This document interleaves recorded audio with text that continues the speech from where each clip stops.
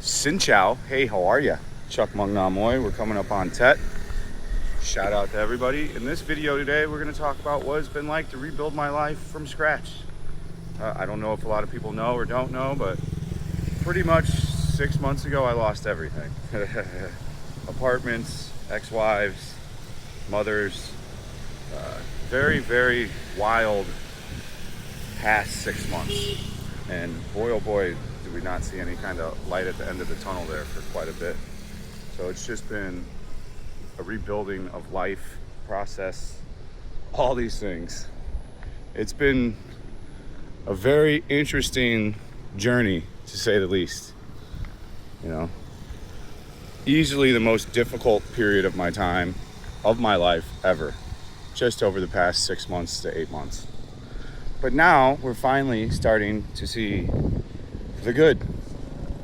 You know, in dark times, even the darkest of times, there'll be good times again. And you've got to hold on to faith that if you keep doing shit, it'll all come back around. And man, was that a hard thing for me to even, for so long, I just didn't even think anything would come back around. And boy, was I destructive. I tried to push everybody away in my life. Anybody that was close to me, I just fucked them off. Talk shit, whatever I had to do. All I wanted to do was have other people feel hurt too, because I was hurting so much, which is not correct, which is wild. But it's taken me a while, after I've thought about all this stuff, that's what was happening. You know, and I'm not a person that lived in regrets or in the past. I'm not gonna really apologize for shit. I am who I am. You know, I'm a man, I'm not perfect. Nobody is. So it's been very interesting. You know, I don't even have a bed currently right now. I sleep on the floor. Like, people make fun of me for that too, but my apartment pretty much just has nothing. It's just like me, and I have my desk, my gaming chair, and really that's it. So we've been completely, you know, rebuilding. Thank God now that we're back on Kick, we have a weekly income. So today I'll be buying a bed. Hallelujah. We'll no longer be sleeping on the ground. We're gonna get a bed. We'll be doing that on YouTube Vertical. So if you want to come on over and watch the stream, we're just gonna hang out in this area today. We had a big day out in Saigon yesterday. We did tremendous. You know, we stream on Kick and YouTube, but when I'm around here, I focus more on the YouTube aspect of things, like literally. And of course, you know, there's a lot of toxicity with the streaming thing. There's a small group of people that are just completely infatuated with me, and they will be till the end of time. These dudes are beyond in love with me. They think they hate me, but they actually just love me. More than likely, they all just wanted to be friends at some point, and I just didn't like them or didn't want to be friends with them. You know, I'm a weird dude. I'm a lone wolf. I've said it a million times. Like, I don't run around with a pack of friends. I don't call buddies on the phone and talk about shit. It's just not the way I operate. I'm never calling anybody on the phone and having conversations. Shit's lame as fuck to me. So, I mean, I truly am a very different person. And, you know, I've come to accept that and, like, even enjoy myself even more through this process of everything. It's finally now, though, to where we're at a point where everything's getting better. And remember, if your parents are still alive, make sure you talk to them. Even if you got some kind of problems with them. Who gives a shit? You know, they're only around once, and when they're gone, they're gone. You know, I have no parents now. It's a very, very different thing. So if you still have them in your life, make sure you enjoy them. Like I said, you only got one. I'm not here to tell you what to do or how to live your life. You know, I'm just giving you some advice from a guy that's been there, done that. And again, I don't regret shit. You can't walk through life regretting things. You have to stand by your actions and choices. I know I don't always make the best of choices, but I'm trying to be a better person. I'm trying to be a better friend to people too, you know. Clearly, the way I live is flawed, and I constantly work on that on a daily basis now. You know, the main thing that we've been doing is getting our health right, and we're looking amazing. You know, we're almost to 100 kgs right now. We've dropped like 25 pounds in a month, like ridiculous weight loss. And that's just by getting after it and then having the community there and keeping myself accountable. Like, we're gonna go to the gym today on the vertical stream before we go and buy the bed. 100%. I'm gonna continue to go to the gym every day too. I'm gonna continue to walk my 25, 30,000 steps a day. We're just gonna keep out here doing things. Keep moving. You know, idle hands are those of the devil, and there couldn't be a truer term ever. I just want to be a better person and do better in life. I don't ever want to be broke again. You know, I'm gonna do things much differently going forward with everything. You know, I'm gonna have a YouTube payout in like 10 days. I'm just gonna take that entire YouTube payout and just set it to the side in a Vietnamese saving account, so I don't ever have to like beg people for money again. I did a wire transfer. It took 5 days. It was ridiculous, but it happened because it clicked in during the weekend. Well, yada yada yada. So I'll never make a wire transfer on Thursday or Friday again. Like, literally. Lessons learned.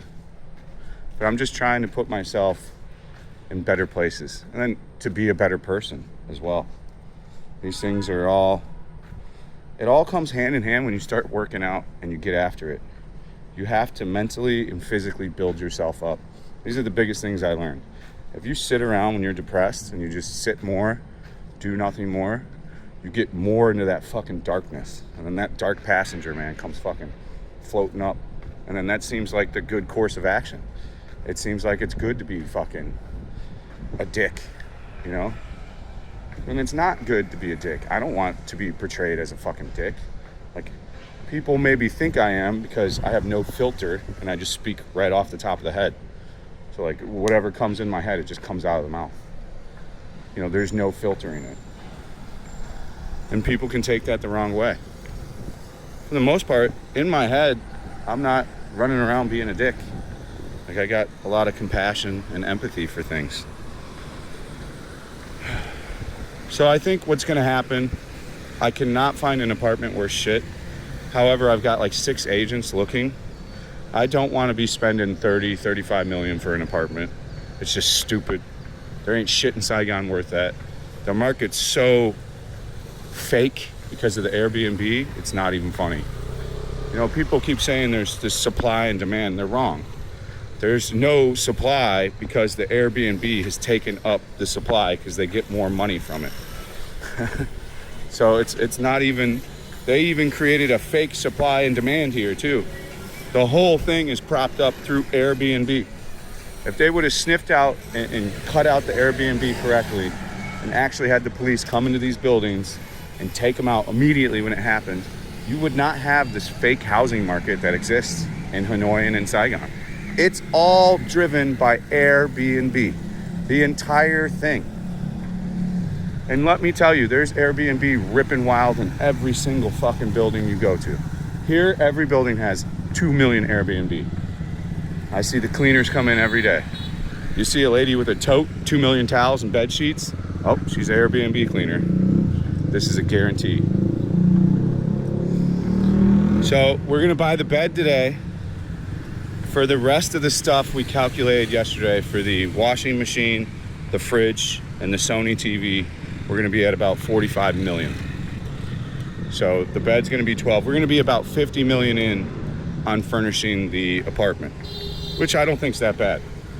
They're charging such a huge scope of range to furnished, non-furnished apartments. I ain't doing a furnished apartment. It's a total fucking ripoff. This is why I got an unfurnished apartment to begin with. But when I couldn't pay all my rent the last place, I owed them some money, and they took my shit. It's the way they do it in Vietnam. So they got my couch, my TV, my bed frame, all that shit. You know, we literally hit as low could go. Then when all that shit happened, my ex-wife would leave me. It just got so crazy. You can't even make this shit up. But we all have flights. We all have these problems in life. I'm not here to say that my problems are bigger than your guys's or anybody else's. I'm just sharing my story and my perspective from where I'm coming from. And I'm healing. I'm feeling better. Like, every day is better and better. The community gets better and better every day. You know, I'm starting to feel like a good person again, you know, which has not been easy over the past year, if not more. It's just, the whole thing's been weird. So I'm finally starting to get back on track and feel good again, which is a fucking win in my book. You know, and if you're in the same place too, you don't have to be alone, and you don't have to be depressed. You can always reach out to people. People will be there to help you. You just have to let them know, like, dead ass. Fuck, I'm not trying to cry, but shit, I'm an emotional person. So I mean, that's really where we're at. And you know, I just want to say a big thank you to everybody, to everybody that's helped over the past, 2, 3, 4 months. I'll never forget it. You know, we needed all the help we could get, and some people weren't around, and some people stepped up to the plate and did great. So shout out to all those people, for real. Legends. So let's go pick this thing up, and let's leave this vlog on a positive note. After we buy the stuff for the house, we'll start traveling again. We're probably going to finish out the contract here, though, just because there's just no inventory. But if something does pop up, you know, I'm trying to be at like District 4 for like 20 million a month. I don't want anything fancy. I don't want to overpay for rent. I don't want to be in situations where I'm worrying about money. Right now we're paying like pretty much 11 to 12 million all in. And once we move over into like District 4, it'll be like 21 million, 22 million all in. So we are effectively doubling our price. We're going from like 400 pretty much to like 800. But we can handle that, you know? I'm just not trying to go from 400 to fucking 1,500. I don't think there's anything worth $1,500 in Saigon anywhere. Like, I just don't. So I really think that's the video. I just want to say again, I love you guys. I appreciate the community, all the people that have helped out. It's been absolutely tremendous. And I'll see you guys on the vertical.